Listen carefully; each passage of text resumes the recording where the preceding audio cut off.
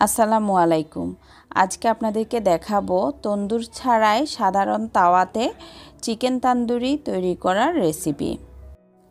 তন্দুর ছাড়া তৈরি করলেও আপনারা যদি হুবহু আমার রেসিপি ফলো করেন তাহলে টেস্ট কিন্তু হবে হুবহু রেস্টুরেন্টের মতো। চলুন তাহলে শুরু করি।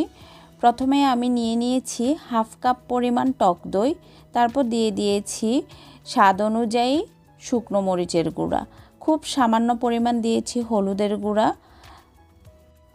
1 টেবিল চামচ ধনিয়া গুঁড়া, আধা টেবিল চামচ পরিমাণ জিরা গুঁড়া এবং আধা টেবিল চামচ পরিমাণ গরম মশলা গুঁড়া। এই গরম মশলা গুঁড়ার রেসিপি আমার চ্যানেলে আগে থেকেই দেওয়া আছে, আপনারা চাইলে দেখে নিতে পারেন।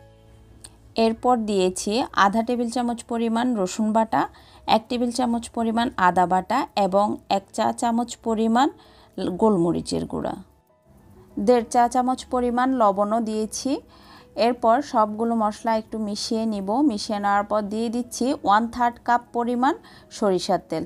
এখানে সরিষার তেলটা অবশ্যই ব্যবহার করবেন, তাহলে আপনার তান্দুরি চিকেনের ফ্লেভারটা পাবেন রেস্টুরেন্টের মতোই। এখন দিয়ে দিয়েছি আধা চা চামচ পরিমাণ চিনি। ব্যাস তৈরি হয়ে গেল তান্দুরি চিকেন তৈরির মশলার পেস্ট। এবার এখানে আমরা চিকেনের পিসগুলো দিয়ে দিব। এখানে আমি একটি মুরগিকে 4 পিস করে নিয়েছি এবং মুরগির পিসগুলোকে আপনারা দেখতেই পাচ্ছেন ছুরি দিয়ে লম্বালম্বিভাবে একটু একটু করে কেটে দিয়েছি, যাতে সবগুলো মশলা খুব ভালোভাবে চিকেনের ভেতরে যেতে পারে। এরপর এখন দিয়ে দিয়েছি 1/4 চা চামচ পরিমাণ বেকিং সোডা। এই বেকিং সোডাটা দিলে আপনার ম্যারিনেশনটা হবে খুব অল্প সময়ে। আমি আমার এই চিকেন তান্দুরিটা 1 ঘন্টার জন্য ম্যারিনেট করে রাখবো। 1 ঘন্টায় কিন্তু খুব ভালোভাবে ম্যারিনেট হয়ে যাবে এবং আমরা যখন চিকেন তান্দুরিগুলো ভেজে নিব, ভেজে নেওয়ার পর এগুলো ভেতর থেকে খুবই সফট হবে।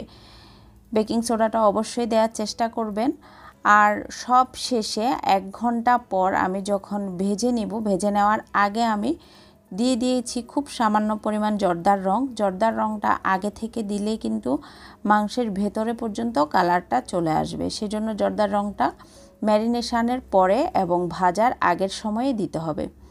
এখন দিয়ে দিয়েছি পরিমাণ অনুযায়ী তেল এবং সামান্য পরিমাণ বাটার। এখানে বাটারটা আমি 1 টেবিল চামচের মতো দিয়েছি, যাতে খুব সুন্দর একটা ফ্লেভার আসে।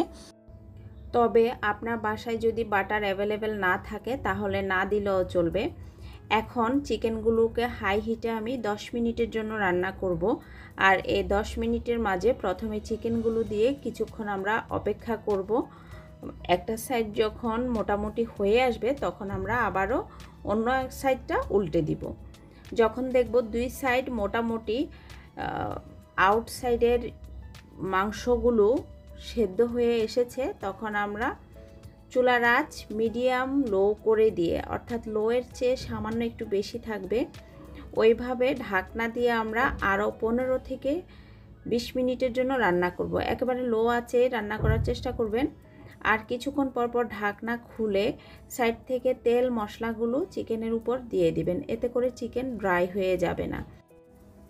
20 মিনিট এভাবে রান্না করার পর যখন দেখবেন ঠিক এই রকম কালার চলে এসেছে, অর্থাৎ পোড়া পোড়া একটা ভাব এসে গেছে, তখনই আপনারা ভাজা বন্ধ করে দিবেন। ধরে নিতে হবে আপনার চিকেন তান্দুরিটা হয়ে গিয়েছে। এখন আমি চিকেন তান্দুরিগুলো নামিয়ে রেখে একটি কয়লা চুলায় ভালোভাবে হিট করে নিয়েছি, অর্থাৎ কয়লাটা আগুনের মধ্যে জ্বালিয়ে নিয়ে একটা স্টিলের বাটিতে করে নিয়ে আমি সেখানে সামান্য একটু তেল দিয়ে, এখানে চাইলে আপনারা ঘিটাও ব্যবহার করতে পারেন, তেল অথবা ঘি দিয়ে ঢাকনা দিয়ে রেখে দিতে হবে। এতে করে স্মোকি ফ্লেভারটা আসবে হুবহু রেস্টুরেন্টের মতোই। তন্দুর ছাড়াই হুবহু রেস্টুরেন্ট স্টাইলে তান্দুরি চিকেন খেতে হলে অবশ্যই এই স্টেপটা ফলো করতে হবে। আবারও দেখা হবে নতুন কোনো ভিডিওতে। ততদিন সবাই ভালো থাকবেন, সুস্থ থাকবেন এবং আমার জন্য দোয়া করবেন। আল্লাহ হাফেজ।